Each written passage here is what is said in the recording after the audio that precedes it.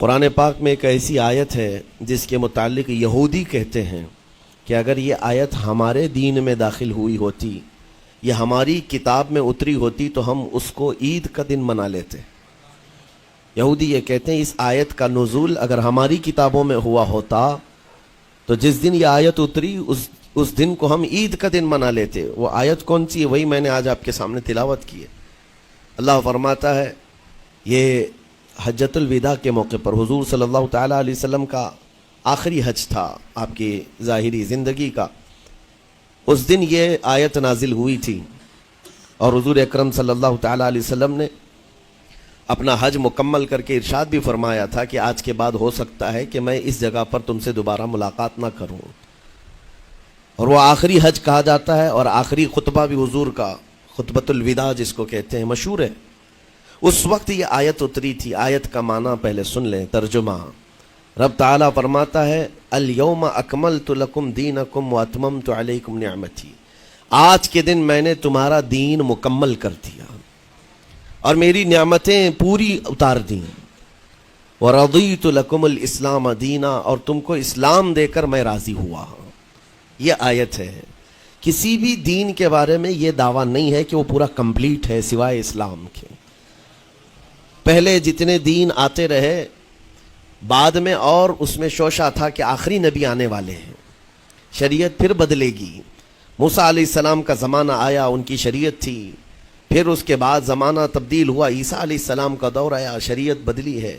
عقیدہ نہیں بدلتا، شریعت یہ لاء کو کہتے ہیں، قانون، قوانین بدلے جاتے رہے۔ آدم علیہ السلام کی شریعت میں الگ قوانین تھے، نوح علیہ السلام کی شریعت میں قانون الگ تھے، بدلتی گئی شریعتیں، لیکن آ کر سٹاپ ہو گئی حضور پاک صلی اللہ علیہ وسلم کے اس دین پر، اور پھر رب تعالیٰ نے فرمایا اب دین کمپلیٹ ہو گیا، اب شریعت نہیں بدلی جائے گی قیامت تک، اس میں رد و بدل نہیں ہوگا۔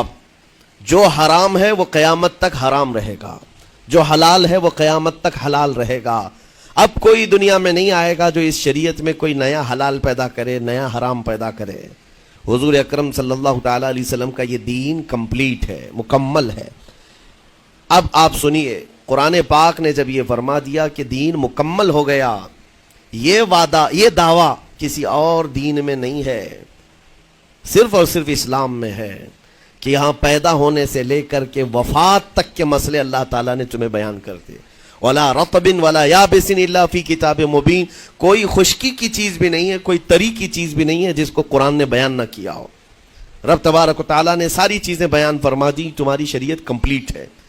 آج تمہیں اپنی زندگی گزارنے کے لیے لا، قانون کسی ایرے غیرے کے پاس سے لینے کی ضرورت نہیں، اسلام ہر قانون تمہیں دیتا ہے، چاہے بچوں کے معاملات ہوں، چاہے جوانوں کے معاملات ہوں، شوہر بیوی کے حقوق ہوں، ماں باپ کے حقوق ہوں، استاد شاگرد کے معاملات ہوں، پڑوسیوں کے حقوق ہوں، تجارت کے، لین دین کے، نکاح کے، خلا کے، عدت کے، طلاق کے، سارے مسائل پورا کا پورا تفصیل کے ساتھ اسلام تمہیں دیتا ہے۔ اس طرح کا کوئی لا پوری دنیا میں نہیں ہے جس طرح اسلام کے پاس ہے۔ ظاہر سی بات ہے جب اسلام کے پاس اتنا بڑا مکمل نظام ہوگا تب تو پھر یہ ٹارگٹ نمبر 1 پوری دنیا میں ہوگا ہی ہوگا۔ یوں ہی اسلام سے لوگ نہیں چڑھتے، یوں ہی اسلام سے نہیں نفرت کرتے۔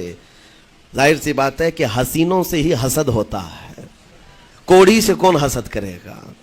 جس کو کوڑ کی بیماری ہو اس سے کوئی حسد نہیں کرتا۔ ایک حسین دوسرے حسین سے بھی نفرت کرتا، حسد کرتا ہے، یا کم صورت والا اچھی صورت والے سے حسد فطری طور پر کرتا ہے۔ اسی لیے محاورہ کہا گیا ہے کہ حسینوں سے حسد ہوتا ہے